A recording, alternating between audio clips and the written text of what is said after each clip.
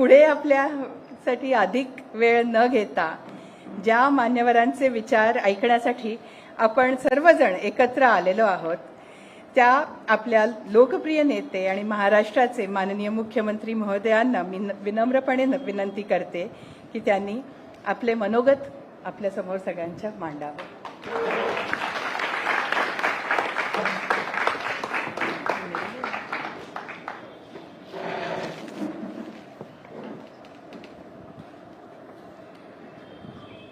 सर्वांना नमस्कार. आज महाराष्ट्र निवास आणि महाराष्ट्र मंडळ या कोलकातामधल्या 100 वर्षापेक्षा जास्त इतिहास असलेल्या या संस्थेमध्ये या ठिकाणी उपस्थित आमचे सहकारी उत्तर प्रदेशचे माजी खासदार आणि भाजपचे नेते संगमलाल गुप्ताजी, श्री श्रीकांत वैशंपायनजी, अध्यक्ष महाराष्ट्र मंडळ कोलकाता, श्री सुभाष मंत्रीजी, अध्यक्ष महाराष्ट्र निवास ट्रस्ट, श्री आशीष बापटजी, श्रीमती श्वेता चोप्राजी, या ठिकाणी उपस्थित अनेक वर्षापासून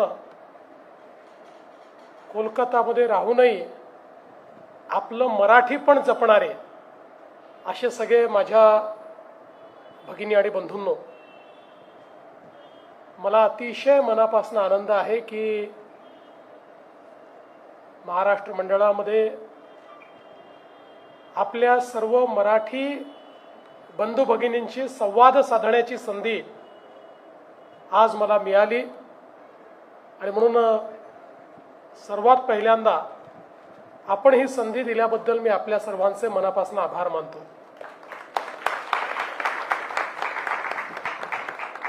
आपल्याला या गोष्टीची कल्पना आहे की मराठी माणसाने नेहमी वैश्विक विचारच केलाय. ज्ञानेश्वर माऊलींनी पसायदान मागताना ते केवळ महाराष्ट्रापुरतं मागितलं नाही, मराठी माणसापुरतं मागितलं नाही, तर अखिल विश्वाकरता त्यांनी पसायदान मागितलं. आणि छत्रपती शिवरायांनी स्वराज्य निर्माण करताना केवळ मराठी माणसाचा विचार केला नाही, तर मोगलांच्या जोखडातनं मातृभूमीला स्वतंत्र कसं करता येईल याचा विचार करून स्वराज्याची निर्मिती केली. आणि त्यानंतर जवळपास 1 शतकापेक्षा जास्त काळ हे आपलं मराठी साम्राज्य, हिंदवी स्वराज्य संपूर्ण देशामध्ये विस्तारित होत अफगाणिस्तानपर्यंत गेलं. हा इतिहास देखील आपण सर्वांनी बघितलेला आहे. आणि मी नेहमी असं सांगतो की मराठी माणूस हा कधी संकुचित विचार याकरता करू शकत नाही की या देशातली जी सगळ्यात महत्त्वाची लढाई मानली जाते, ज्या लढाईने या देशाचा इतिहास बदलला, ती पानिपतची लढाई. या पानिपतच्या लढाईमध्ये मराठे लढले ते भारताकरता. कारण ज्यावेळी अहमदशाह अब्दाली हा दिल्लीवर चालून आला आणि दिल्लीच्या बादशहाने मराठ्यांना विनंती केली की आम्हाला वाचवायला तुम्ही या, ते गेले. अहमदशाह अब्दाली यमुने पार चालला गेला आणि तिथनं त्यांनी मराठ्यांना खलिता पाठवला की पंजाब, सिंध आणि बलुचिस्तानचा जो भाग आहे हा भाग माझा आहे हे तुम्ही मान्य करा आणि उर्वरित संपूर्ण भारत तुमचा आहे हे मी मान्य करतो, अशा प्रकारचा आपण तह करू. पण मराठ्यांनी सांगितलं, भारताची 1 इंच भूमी देखील तुला देणार नाही. आणि त्या ठिकाणी पानिपतची लढाई लढण्याकरता यमुना पार जाऊन त्या ठिकाणी ती लढाई मराठे लढले. अर्थात त्या लढाईमध्ये हिंदवी स्वराज्याचं, मराठ्यांचं खूप मोठं नुकसान झालं. लाखो लोक त्या ठिकाणी मृत्युमुखी पडले. पण त्यानंतर 10च वर्षामध्ये पुन्हा एकदा माजी शिंदेंनी दिल्ली जिंकून दाखवली. त्यामुळे भारताच्या इतिहासामध्ये 2 वेळा दिल्ली जिंकणारे, ब्रिटिशांच्या पूर्वी 2 वेळा दिल्ली जिंकणारे फक्त मराठी लोक आहेत. हे देखील आपण सगळ्यांनी लक्षात घेतलं पाहिजे. आणि आपल्याला कल्पना आहे की अहमद शाह अब्दालीने त्यानंतर नानासाहेबांना एक पत्र लिहिलं आणि त्यात सांगितलं, मी विजयानंतर तिथे थांबलो नाही, कारण ज्या प्रकारे मराठे लढले, मला असं वाटतं की या युद्धाचं मला दुःख आहे आणि म्हणून मी त्या ठिकाणी थांबलो नाही. अशा प्रकारची भावना शत्रूने देखील व्यक्त केली. आणि म्हणूनच देशाच्या कानाकोपऱ्यापर्यंत आज आपल्याला मराठी जन हे सगळीकडे पाहायला मिळतात. याचं कारण त्या वेळच्या परिस्थितीप्रमाणे मोठ्या प्रमाणात लढणारा समाज किंवा सगळे व्यवहार सांभाळणारा मराठी समाज हा त्या ठिकाणी बसला. आणि आज आपण पाहतोय की सगळ्यात महत्त्वाचं काही असेल तर आपण सगळे लोक बंगालमध्ये, कोलकातामध्ये या ठिकाणी निवासी असलात तरी आपण मराठी संस्कृती सोडलेली नाही. अर्थातच एकीकडे बंगालची जी संस्कृती आहे तीही आपण अंगीकारली, पण त्याच वेळी या ठिकाणी मराठी सण, मराठी वेगवेगळ्या प्रकारचे जे आपल्या परंपरा आहेत त्या जिवंत ठेवण्याचं काम हे आपण सगळ्यांनी केलेलं आहे. आणि म्हणूनच मी खरं म्हणजे आपल्या सर्वांचं अतिशय मनापासनं या ठिकाणी अभिनंदन करतो. आमचे काही नागपूरकर देखील इथे आहेत, त्यांनाही इतिहासाची आठवण करून देतो की रघुजीराजे भोसले नागपूरचे यांनी बंगाल जिंकला होता. आणि या बंगालला त्या काळामध्ये मुघलांपासून वाचवण्याचं काम हे रघुजीराजेंनी केलं होतं. आणि निश्चितपणे मला असं वाटतं की आज या निवडणुकीच्या काळामध्ये ज्यावेळेस मी आपल्यापर्यंत आलो आहे त्यावेळी तोच देशभक्तीचा विचार हा आपण सर्वांनी जागृत ठेवावा ही विनंती करण्याकरता आलो आहे. आपण अनेक वर्ष बंगालची वाटचाल बघितली आहे. आपल्याला कल्पना आहे की आज देशाची आर्थिक राजधानी ही मुंबई आहे. Financial, commercial and entertainment capital म्हणून मुंबईकडे आपण पाहतो. आज देशाचं इंडस्ट्री मॅग्नेट हे महाराष्ट्र आहे. आणि महाराष्ट्राच्या अर्थव्यवस्थेचा विस्तार बघितला तर महाराष्ट्र आता देशातल्या कुठल्या राज्याशी कॉम्पिटिशन करत नाही आहे, तर महाराष्ट्राची अर्थव्यवस्था विस्ताराप्रमाणे जगातली 30व्या नंबरची अर्थव्यवस्था, 30th. आणि पुढच्या 2 वर्षामध्ये महाराष्ट्र UAE आणि सिंगापूरच्या अर्थव्यवस्थेला साईजप्रमाणे त्याच्या पलीकडे जाईल अशा पद्धतीनं महाराष्ट्राची विकासाची वाटचाल चालली आहे. पण त्याच वेळी ही आठवण मला करून दिली पाहिजे की मूळ भारताचं कमर्शियल कॅपिटल हे कोलकाता होतं. महाराष्ट्राची इंडस्ट्री भारताचं कमर्शियल कॅपिटल हे कोलकाता होतं. आणि भारताचं इंडस्ट्रियलायझेशन हे सर्वाधिक आणि सर्वप्रथम या पश्चिम बंगालमध्ये झालेलं आपण बघितलं. महाराष्ट्र आणि पश्चिम बंगाल हे दोन प्रांत असे होते की जे देशाचं ग्रोथ इंजिन होते. आपल्याला माहिती आहे आपल्याकडे वंगमचा खरा सहोदर आपण म्हणतो, तशा पद्धतीनं सांस्कृतिक, आर्थिक, सामाजिक सगळ्या क्षेत्रांमध्ये महाराष्ट्र आणि बंगाल आघाडीवर होते. सर्वात जास्त स्वतंत्रता संग्राम सेनानी बंगाल आणि महाराष्ट्राने दिले. सर्वात मोठे समाज सुधारक हे बंगाल आणि महाराष्ट्राने दिले.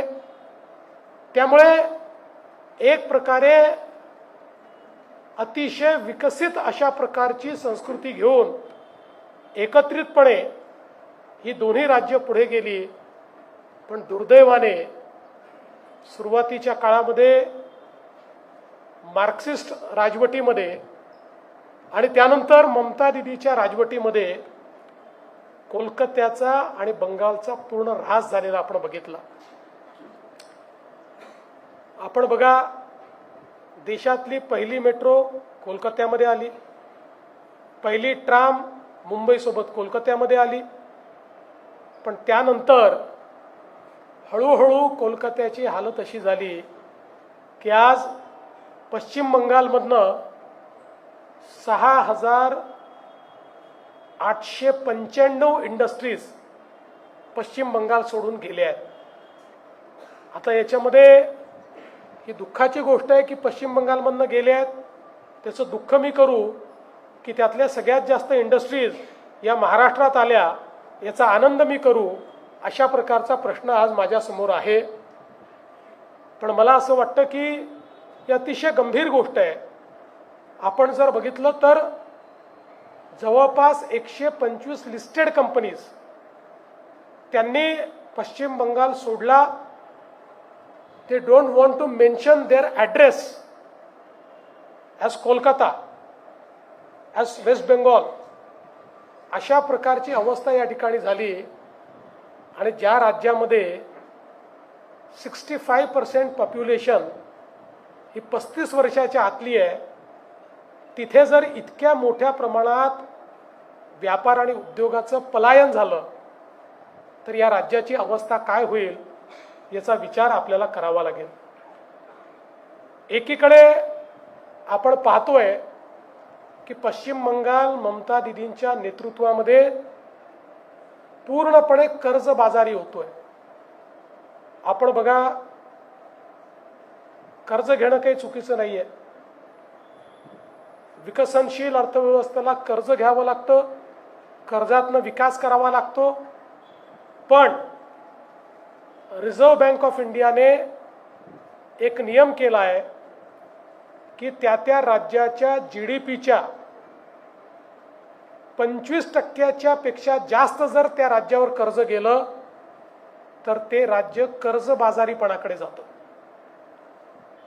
आणि महाराष्ट्रामध्ये GDPच्या 18% कर्ज आहे, गुजरातमध्ये GDPच्या 17% कर्ज आहे आणि पश्चिम बंगालमध्ये GDPच्या 39% कर्ज आहे. याचा अर्थ काय आहे? याचा अर्थ असा आहे की आता इथलं सरकार 7-8 वर्षापूर्वी कर्ज परत करायला कर्ज घ्यायची, आता कर्जही परत करत नाही. आता कर्जावरचं व्याज देण्याकरता इथलं सरकार कर्ज घेत आहे. एक डेट ट्रॅप हा इथे आता तयार होतोय.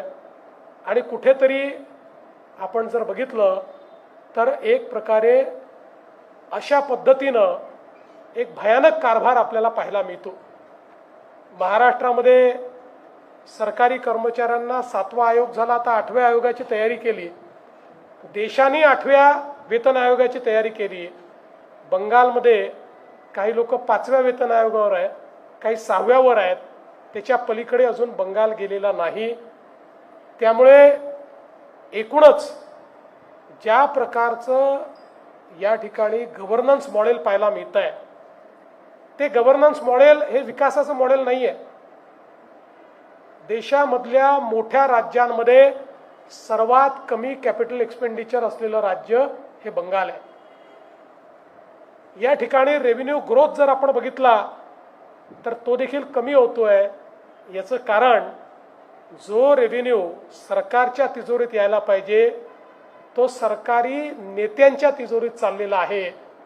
आणि म्हणून आज बंगालची ही परिस्थिती आहे. आणि एकूणच जर आपण हा सगळा विचार केला तर याच्यामध्ये सगळ्यात महत्त्वाचं काय आहे? सगळ्यात महत्त्वाचं आहे बंगालची बदलणारी डेमोग्राफी. आज अनेक जिल्हे त्याची डेमोग्राफी बदललेली आहे. अनेक जिल्ह्यांमध्ये हिंदू मायनॉरिटीमध्ये गेलेला आहे.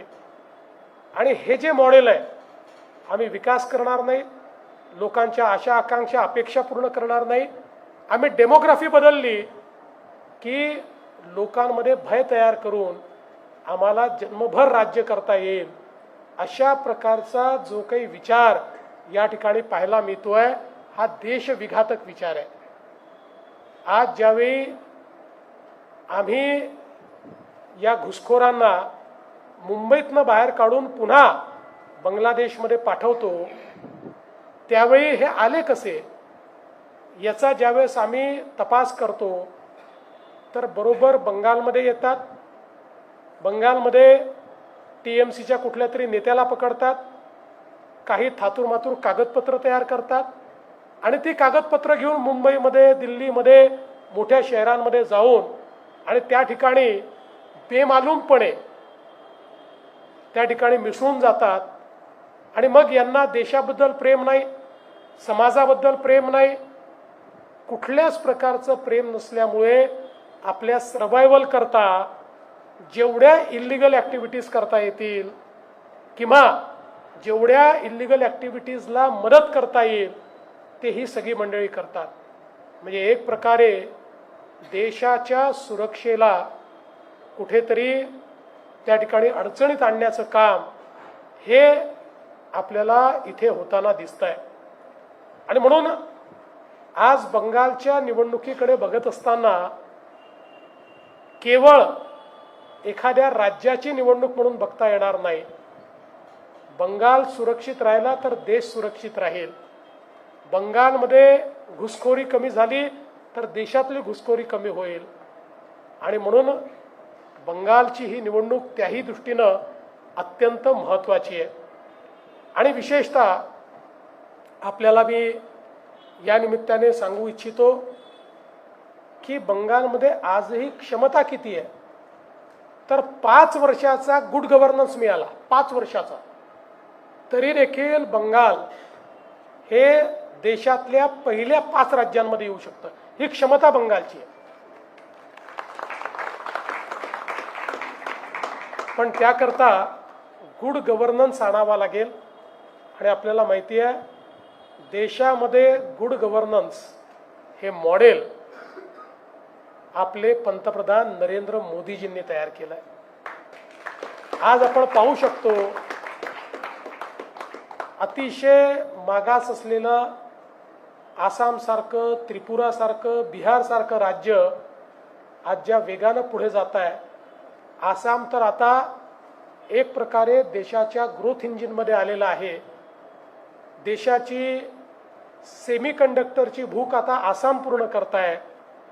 इतक्या देशाच्या मुख्यधारेमध्ये आसाम आलेला आहे. इथे तर सगळी इकोसिस्टीम आहे. त्यामुळे भारताचं जगातली तिसरी त्यानंतर दुसरी अर्थव्यवस्था होण्याचं जे स्वप्न आहे ते जर पूर्ण करायचं असेल तर बंगालला पुन्हा इकॉनॉमिक ग्रोथ इंजिनमध्ये परिवर्तित करावं लागेल. आणि म्हणूनच आपल्याही सगळ्यांना माझी विनंती आहे, आपला जो इथला सगळा मराठी समाज आहे त्या सगळ्यांना माझी विनंती आहे की बंगालकरता आणि देशाकरता ही निवडणूक महत्त्वाची आहे. या निवडणुकीमध्ये मतदानाला तर सगळ्यांनी गेलंच पाहिजे.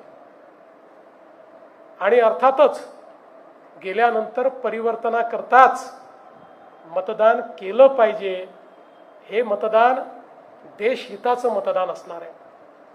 आणि मला विश्वास आहे की ज्या मराठी माणसांनी आपल्या भरोशावर 100 वर्षापूर्वी इतक्या इमारती उभ्या केल्या आणि सातत्याने त्या चालवल्या, या परिवर्तनाच्या लढाईमध्ये राष्ट्रवादी शक्तींचा साथ आमचा मराठी माणूस निश्चितपणे देईल, हा विश्वास मला आहे. मी जाता जाता एकच गोष्ट सांगतो की आपण केलेलं काम खूप उत्तम आहे आणि 100 वर्ष या सगळ्या गोष्टी तुम्ही चालवतात. त्यामुळे महाराष्ट्राचा मुख्यमंत्री म्हणून, मराठी माणसाचा आणि मराठी भाषेचा सेवक म्हणून मी आपल्याला या ठिकाणी एवढंच सांगू इच्छितो. आपण सांगितलं आता संकट पुष्कळ आली, कोविड नंतर बरीच संकट आली. या संकटातनं बाहेर निघण्याकरता महाराष्ट्र आणि मी तुमच्या पाठीशी उभा आहे.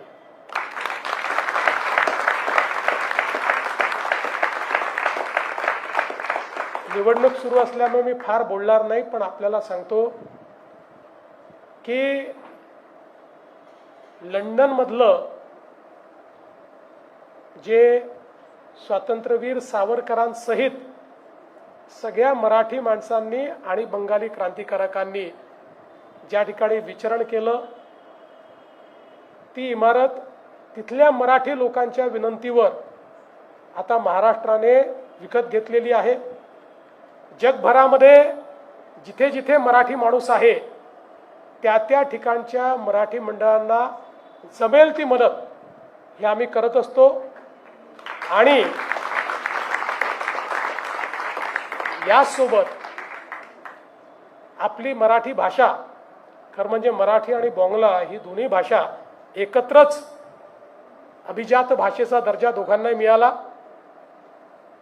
आणि माझा एक बंगाली मित्र आहे, तो नेहमी मला गमतीने असं म्हणतो की मराठी आणि बंगाली सारख्याच आहे, फक्त रसगुल्ला तोंडात ठेवून जर तुम्ही मराठी बोललात तर तुम्हाला बंगाली वाटेल. अतिशय गोड अशा प्रकारच्या या दोन्ही भाषा आहेत. आणि या आपल्या मराठी भाषेचं, मराठी संस्कारांचं, मराठी संस्कृतीचं जगभरामध्ये जतन झालं पाहिजे याचा प्रयत्न आमचा आहे.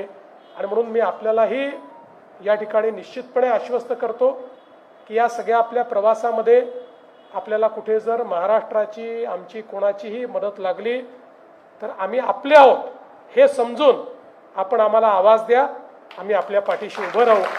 आज या निमित्ताने पुन्हा एकदा आपल्या सगळ्यांना खूप शुभेच्छा देतो.